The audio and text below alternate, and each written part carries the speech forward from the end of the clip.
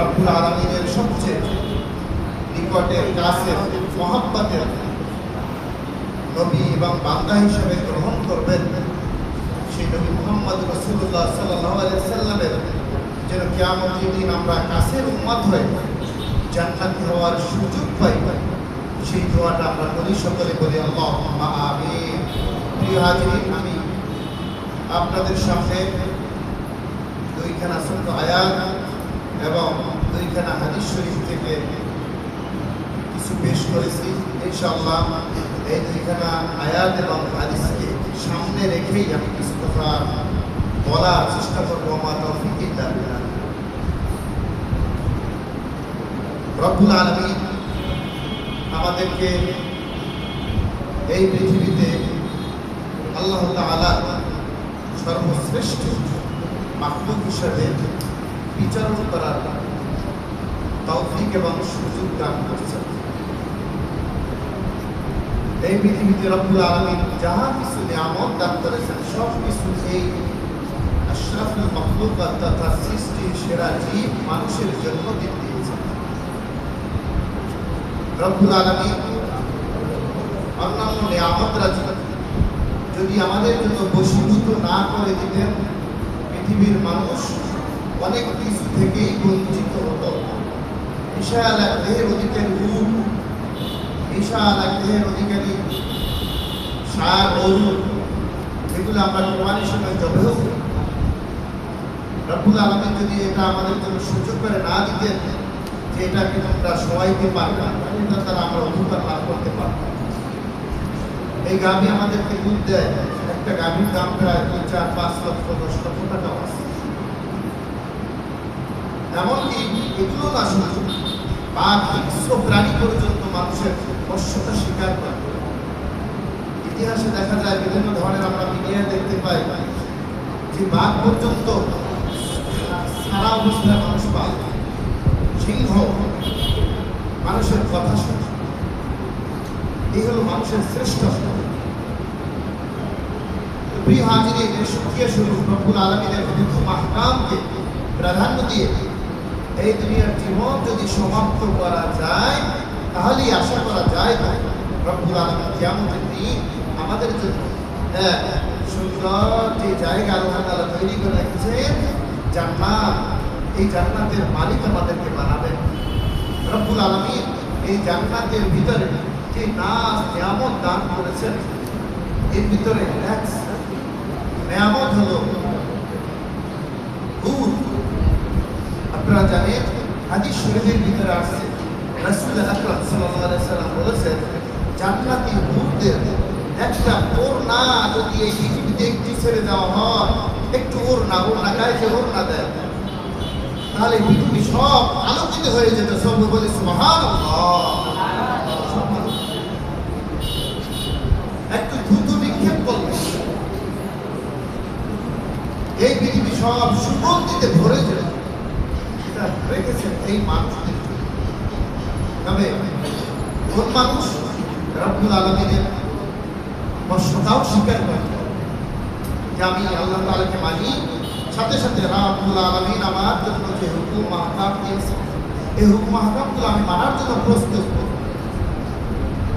যত যাই হোক, ওলামায়ে কেরাম আমাদের সাথে বিভিন্ন সময় পেশ করেন, যদি তুমি সাগরের ভিতরে থাকো, এই সময় বুঝতে পারো রব্বুল আলামিনের হুকুম এই সময় তোমার উপরে আসছে, তবে তুমি ইশারায় ওই সাগরের ভিতর থেকেও তুমি ইশারায় সালাতটা আদায় করে।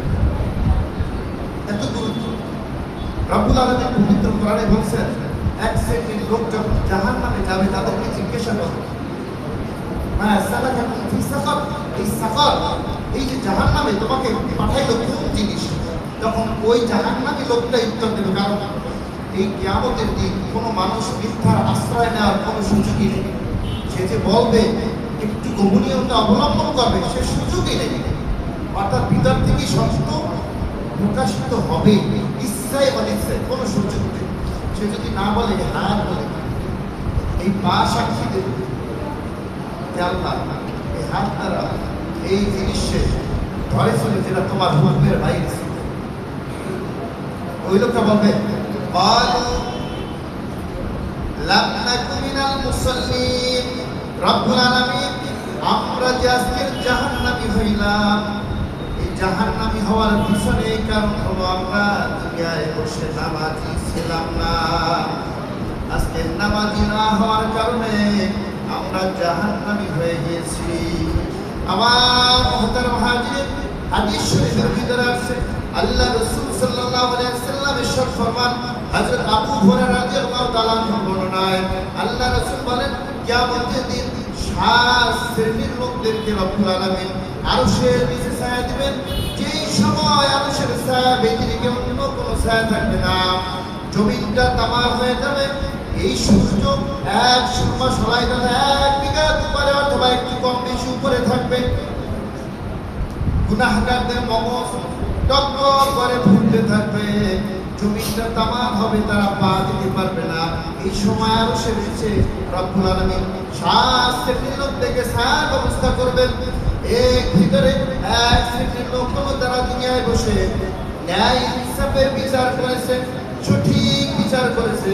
যত তার চাকরি হারানোর ভয় থাকবে না কেন, এই পৃথিবীর মানুষটাকে মারার জন্য, হত্যা করার জন্য ইচ্ছা করুক না কেন, সে সব পথের বিচারটা ফয়সালা করেছে।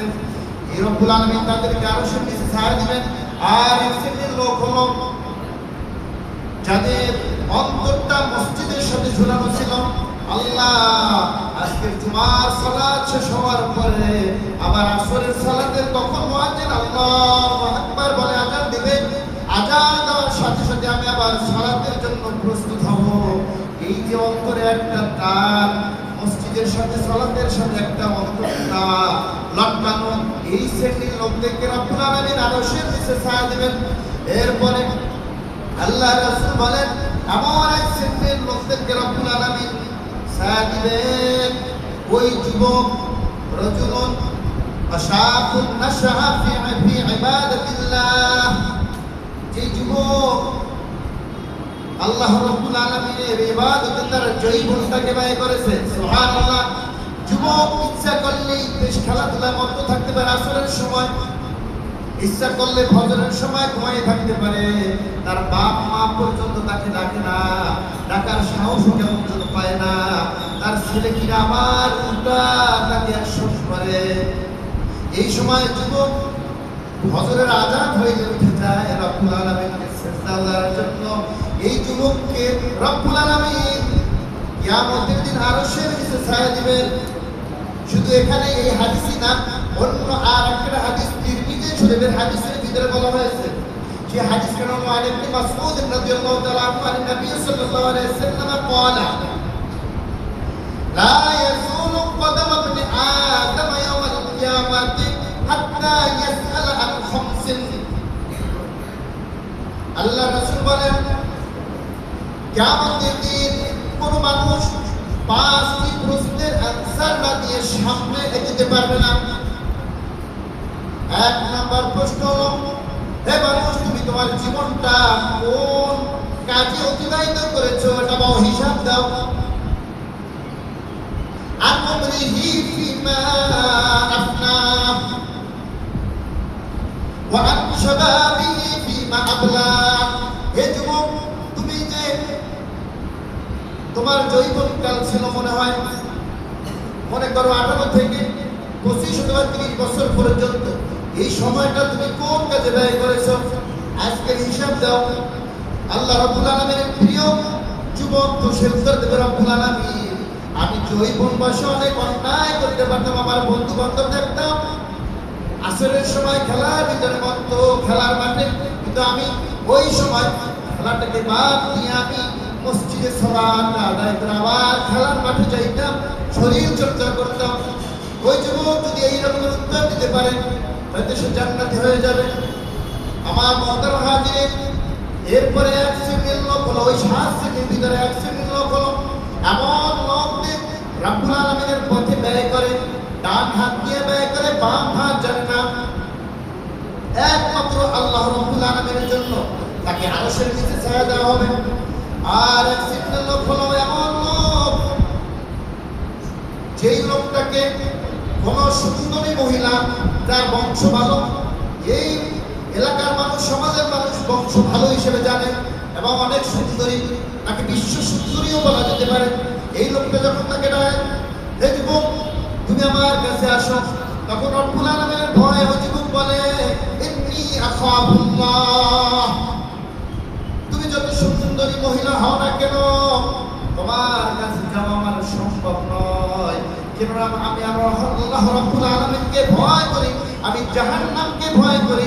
রব্বুল আলামিন জাহান্নাম প্রস্তুত করে রেখেছেন, হাদিস শরীফে সাক্ষী দেয় এমন জাহান্নাম, যে জাহান্নামের ভিতরে तमाम পৃথিবীর পাহাড় পর্বতগুলো যদি ছেড়ে দেওয়া হয়, এই পাহাড় পর্বতগুলো সব কিছু চুরমার হয়ে যাবে, সব পানির মতো গলে যাবে। নাউজুবিল্লাহ।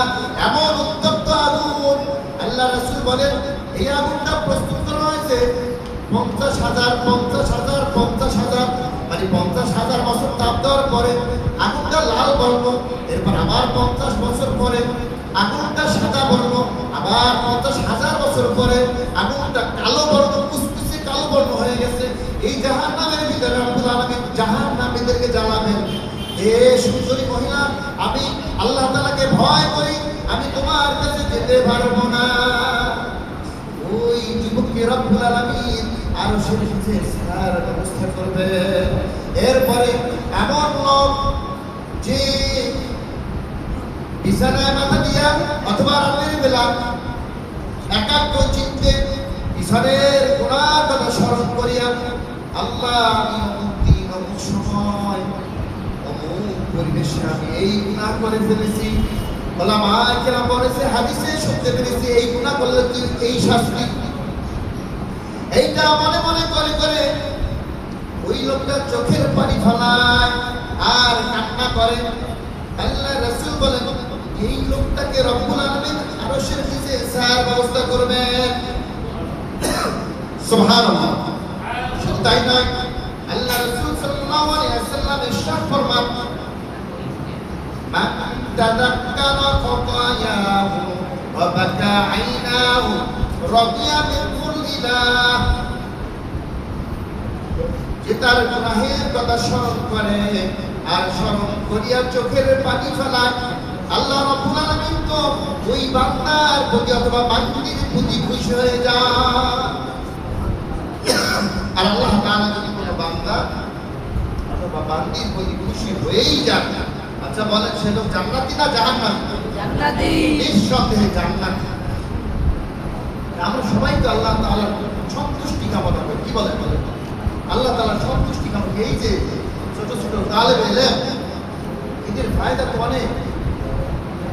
এরা গুনাহ করার পর আবার যদি মাফ চায়, রব্বুল আলামিন কত যে খুশি হন যে এই ছোট বয়সে একটা গুনার কথা স্মরণ হইল, আবার কান্না করল। এরপরে ছোট ছোট মানুষ এরা রব্বুল আলামিনকে সিজদা দেয়, কোরআন তেলাওয়াত করে, রাতের বেলা সম্ভব হলে তাহাজ্জুদের সালাত আদায় করে, মানুষের সাথে সুন্দর ব্যবহার করে, সালাম দেয়, আসসালামু আলাইকুম, সব নেক আমল। এরা পিতা মাতার জন্য এই ভবিষ্যতের এক স্বর্ণের স্বর্ণতুল্য, আর ওস্তাদদের জন্য স্বর্ণতুল্য, এলাকার জন্য স্বর্ণতুল্য। তাই প্রিয় হাজিরিন, আল্লাহ রাসূল সাল্লাল্লাহু আলাইহি ওয়াসাল্লাম অন্য খানা হাদিস শরীফের ভিতরে বলেছেন, যেটা আরশের নিচে 7 শ্রেণীর লোককে আল্লাহ তাআলা ছায়া দিবেন। এক শ্রেণীর লোক এটাও ছিল যারা পরস্পর রব্বুল আলামিনের জন্যই ভালোবাসে। এই দুইজন বন্ধু, ওই দুইজন বন্ধু, দুইজন সমাজের লোক ভালোবাসবে এই জন্য না যে তুমি বন্ধু হিসাবে ছেলের সাথে সম্পর্ক রাখলে একটা চাকরি পাওয়া যাবে, এই জন্য না। চেয়ারম্যানের ছেলের সাথে সম্পর্ক রাখলে অন্তত অনেক অন্যায় করে পার পাওয়া যাবে, এই জন্য। একমাত্র রব্বুল আলামিনের যে লোকটা ভালো, তার সাথে থাকলে হয়তো ভালো হওয়া যেতে পারে। মনে রাখবেন হাদিস শরীফের ভিতরে আছে, লিকুল্লি শাইইন মাআদিনুন ওয়া মাআদিনুত তাকওয়া কুলুবুল আরিফিন। প্রত্যেকটা জিনিসের একটা খনি রয়েছে, স্বর্ণের যেমন খনি রয়েছে, স্বর্ণের খনিতে লাইন দিয়ে স্বর্ণ তোলা যায়। ঘ্যাসের খনি রয়েছে, ঘ্যাসের খনিতে লাইন দিয়ে ঘ্যাস তোলা হয়।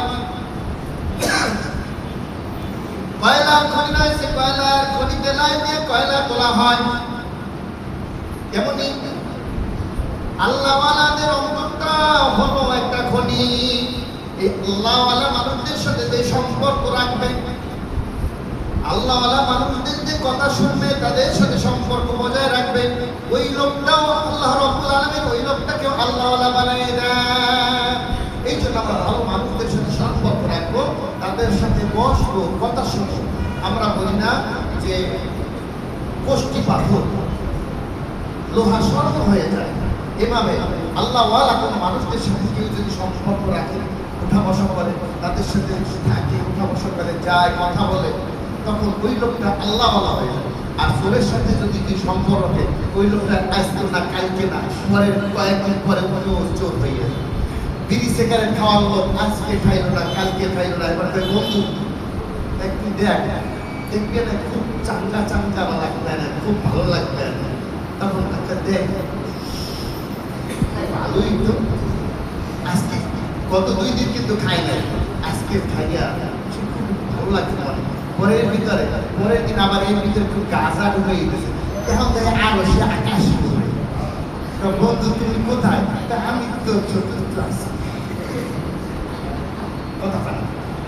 এই যে একটা চোরের সাথে ভালো মানুষদের সাথে সম্পর্ক সাথে রাখা যায়, আস্তে আস্তে সে খারাপের পথে পা তাই উপস্থিতি আমরাও আমরা নিয়োগ করতে পারি যে আসলে আমরা কোনো খারাপ মানুষের সাথে সম্পর্ক রাখবো না।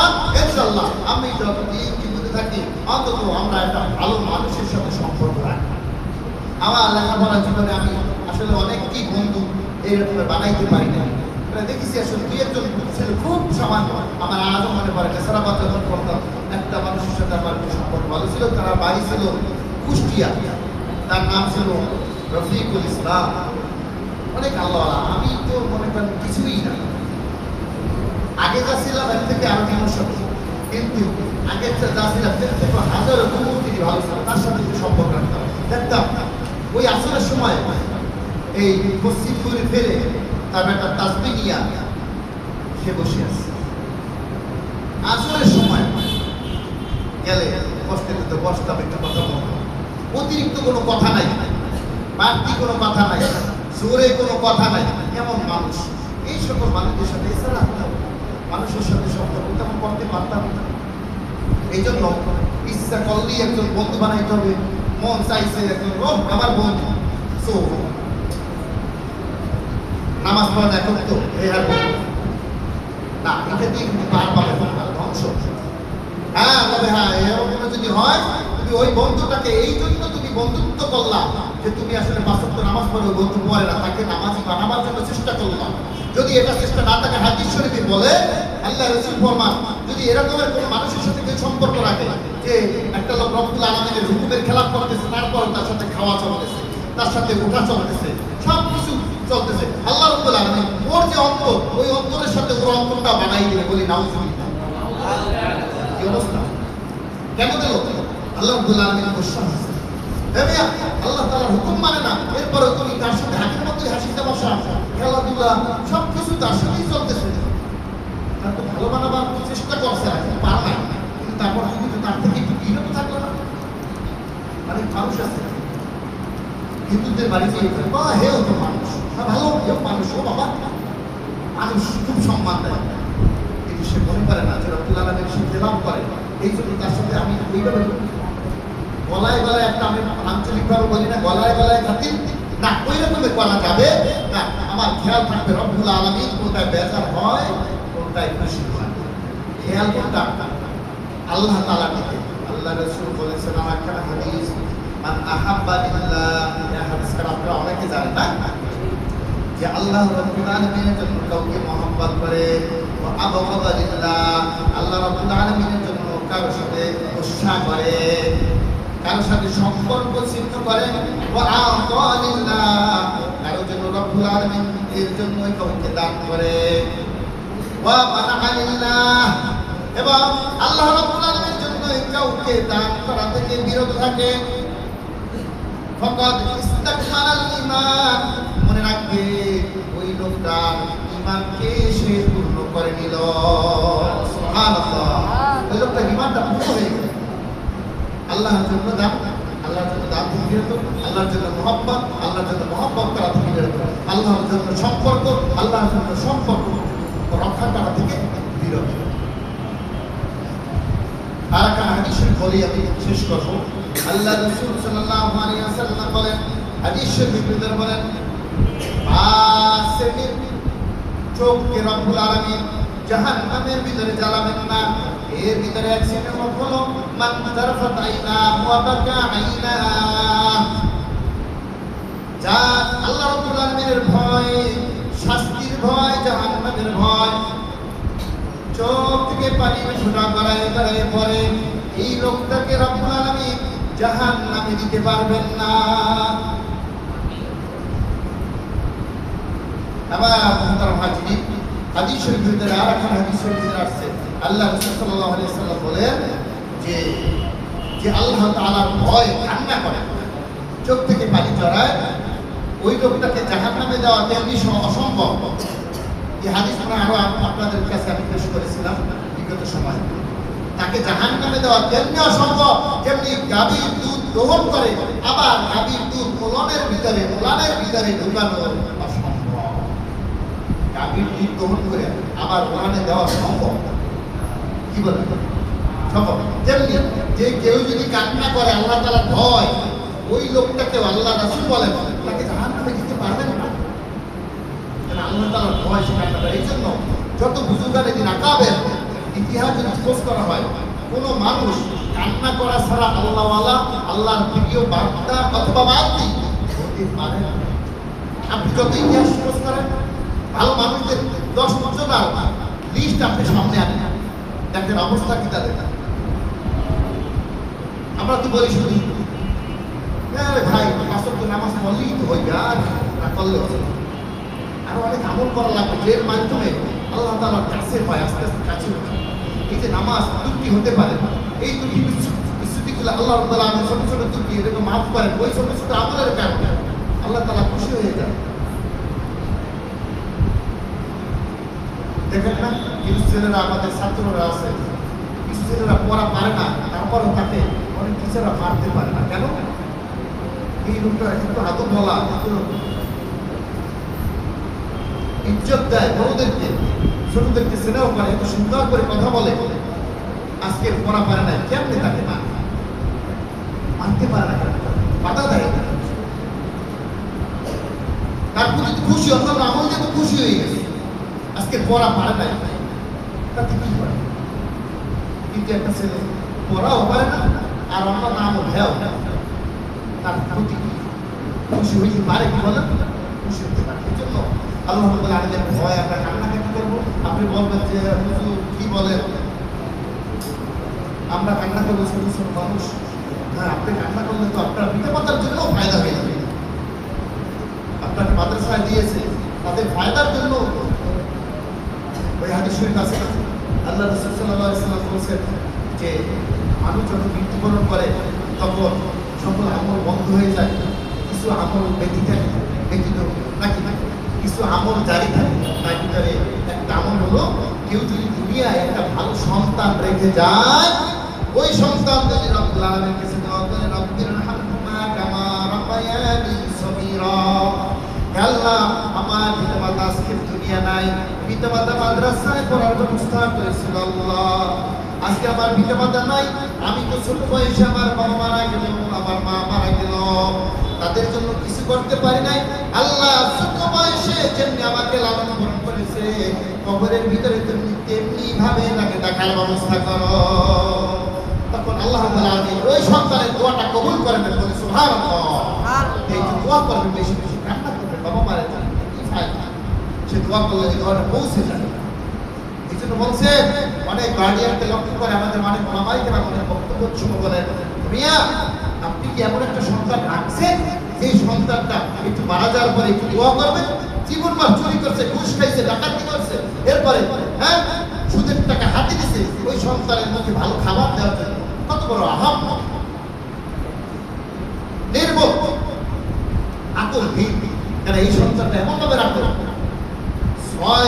6 বছরের মধ্যে কবর জিয়ারতের জন্য ওই মসজিদের পাশে যে কি বলে কবরস্থান অথবা পুরস্থান যাই নাই, যাই এই সূরা ফাতিহা সূরা ইখলাস পড়ে দোয়া করবে, ঠিক তার দ্বারা হয় না, সময় হয় না। এই সন্তানের জন্য সে চুরি করছে, সুদের টাকা হাতে দিছে, ঘুষ খাইছে, ডাকাতি করছে, অপরের সম্পদ নষ্ট করছে, এরপরে এইখানে জমিদার, এইখানে এক বিঘে ঠেকলে ভিতরের দিকে আছে, আজকে মারা গেছে, সন্তানরা খাইতেছে, বাবা এরা খেতেছে সম্পদ আর খায়, কলা সিলাই আর খায়। আল্লাহ রাব্বুল আলামিন আমাদেরকে যেন এরকমের সন্তান রেখে যাওয়ার সুযোগ না দেন, আমরা একটা ভালো সন্তান যেন রেখে দিতে পারি। এই সন্তানগুলো সকল যেন অভিভাবকদের একদম এরকমের হয়ে যায়, মারা গেলে তারা এই সন্তানটার মাধ্যমে যেন জান্নাতি হয়। সকল বলে আল্লাহুম্মা আমিন। আমরা সকলে রব্বুল আলামিনের কাছে তোমাদের জন্য দোয়া করবেন, ওস্তাদদের জন্য দোয়া করবেন। আজকে আমরা এখনো ওস্তাদদের জন্য, যত ওস্তাদ মারা গেছে যাদের কথা জানি বা না জানি, এই দোয়ার সময় আমি দোয়া করলে হয়তো আপনার অনেক স্মরণ থাকতে পারে যে ওস্তাদ মুরব্বী, এটা একটা মুখস্থ হয়ে গেছে সব সিরিয়ালে, ওস্তাদ মুরব্বী, ওস্তাদ মুরব্বী, কথা বুঝেন না? দোয়া আল্লাহ ওস্তাদ মুরব্বীদেরকে মাফ করে, এটা আপনারা করেন। আল্লাহ রাব্বুল আলামিন আমাদের সকলকে, এই মজলিসের সকলকে আল্লাহ তাআলার প্রিয় বান্দা হয়ে আসল ময়দানে আল্লাহ হাবিবের সবচেয়ে কাছের উম্মত হয়ে কিয়ামতের দিন ওই যে রব্বুল আলামিন সুন্দর সুন্দর জান্নাত বানিয়েছেন, জান্নাতুল ফিরদাউস, জান্নাতুল ফিরদাউসে দাখিল হওয়ার সুযোগ দান করেন। সকল বলে আল্লাহুম্মা আমিন। আমিন। ওয়া দাওয়ানা আলহামদুলিল্লাহি রাব্বিল আলামিন। আসসালামু আলাইকুম ওয়া রাহমাতুল্লাহি ওয়া বারাকাতুহু। সুন্নাত কার বাকি আছে?